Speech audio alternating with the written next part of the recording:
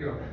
একটা হচ্ছে শহীদ ওসমান হাদি হত্যাকাণ্ডের ঘটনায় ভারত দাবি করছে যে তারা দুজন প্রধান সন্দেহভাজনকে, প্রধান আসামিকে গ্রেফতার করেছে।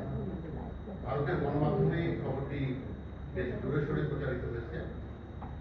আমার প্রশ্নের প্রথম অংশ হচ্ছে, এ ব্যাপারে আপনাদেরকে ভারতের পক্ষ থেকে জানানো হয়েছে কিনা, জানিয়ে থাকলে ওই দুই আসামিকে বাংলাদেশে আনার ব্যাপারে কি পদক্ষেপ নেওয়া হবে? কারণ অভিবাসী আইনে ভারত গতকালকে ওই দুই আসামিকে 14 দিনের রিমান্ড দিয়েছে, যেটা বিরল ঘটনা।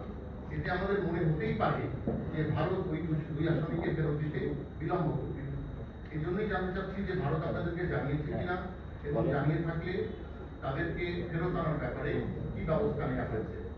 পরের অংশটা হচ্ছে, আরেকজন দণ্ডিত আসামি সাবেক প্রধানমন্ত্রীও ভারতে অবস্থান করছে, তাকে দেশে এনে বিচারের মুখোমুখি করার ব্যাপারে আপনাদের কি উদ্যোগ রয়েছে?